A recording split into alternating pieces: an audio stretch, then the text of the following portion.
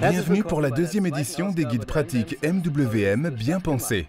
Le sujet d'aujourd'hui portera sur les jeux de soupapes. Mais avant de commencer le contrôle du jeu des soupapes, quelques consignes de sécurité. N'oubliez pas vos lunettes de protection, ni vos gants de protection. Laissez préalablement refroidir quelque peu le groupe électrogène avant de commencer le contrôle du jeu des soupapes. Par température froide, il faut comprendre ici des températures inférieures à 40 degrés.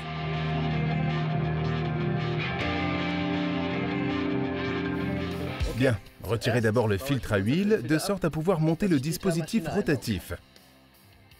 Si le filtre est trop serré, vous pouvez également utiliser une clé à sangle pour filtre à huile.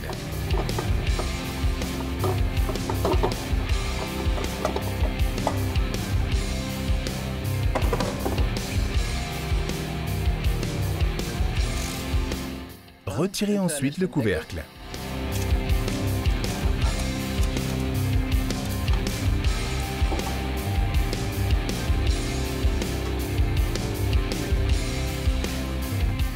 Vous voyez dessous l'ouverture pour le dispositif rotatif. Introduisez-y ce dernier et immobilisez-le avec les mêmes vis. Serrez-le brièvement. Tout simplement. Bien, le dispositif rotatif est installé.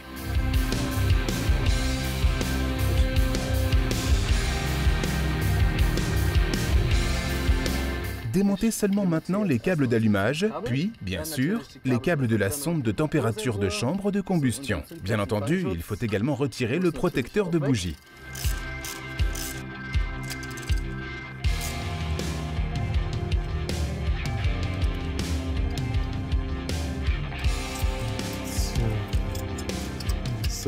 Après l'avoir dévissé, retirez l'ensemble et laissez-le simplement pendre ici.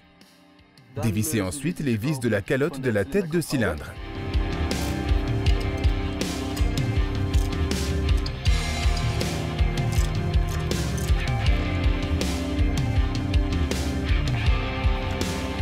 Faites attention au câble de la sonde de température de chambre de combustion quand vous soulevez la calotte.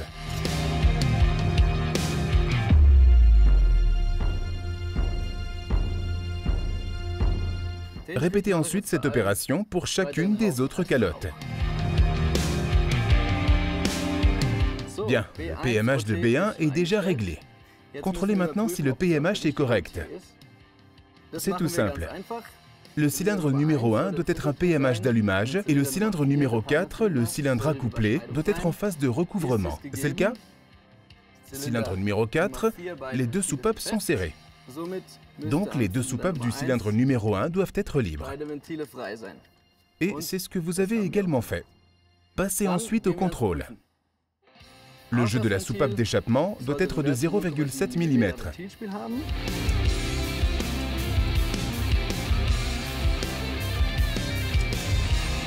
C'est vraiment trop peu. Desserrez alors le contre-écrou.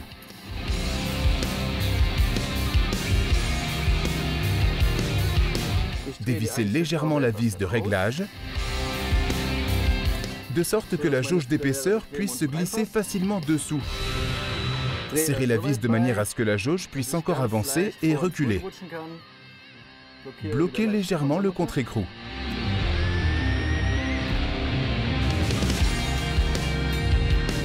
Immobilisez la vis de réglage avec un tournevis et serrez le contre-écrou avec 45 Nm.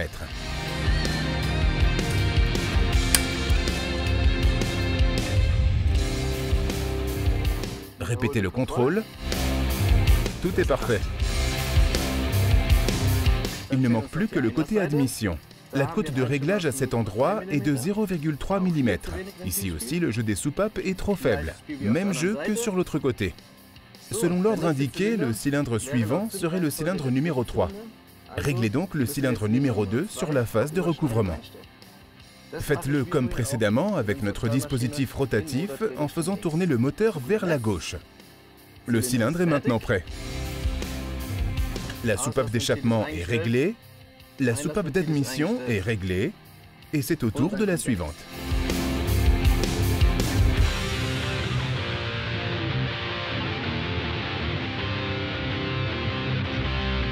Bien, la dernière soupape est réglée. Réassemblez maintenant le tout. Remettez d'abord la calotte de la tête de cylindre en place.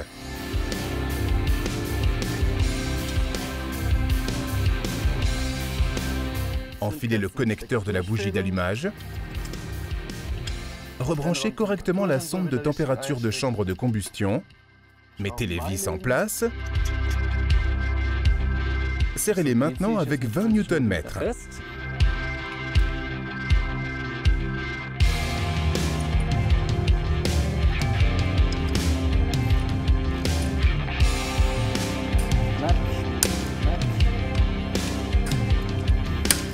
Puis, c'est au tour du protecteur de bougie.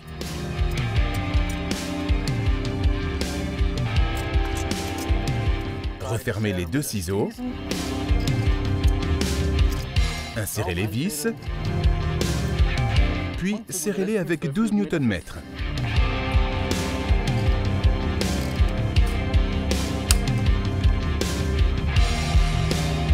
Remettez le connecteur de la bougie d'allumage en place, ainsi que la sonde de température de chambre de combustion. Et procédez maintenant de même pour les 3 vérins restants.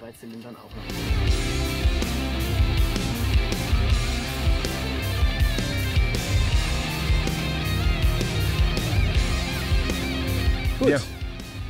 Retirez le dispositif rotatif. Ne l'oubliez surtout pas dans la machine, sous risque de dommages collatéraux.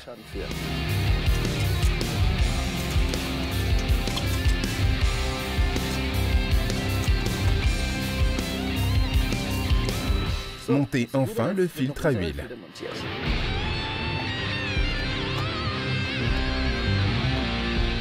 Serrez de préférence le filtre à huile uniquement à la main, avec au maximum 25 Nm. Très bien. C'est tout pour aujourd'hui en ce qui concerne le jeu des soupapes. J'espère vous avoir fait mieux connaître ce sujet et que vous pourrez mettre certains points en pratique. Je me réjouis d'avance du prochain épisode de Bien Pensé.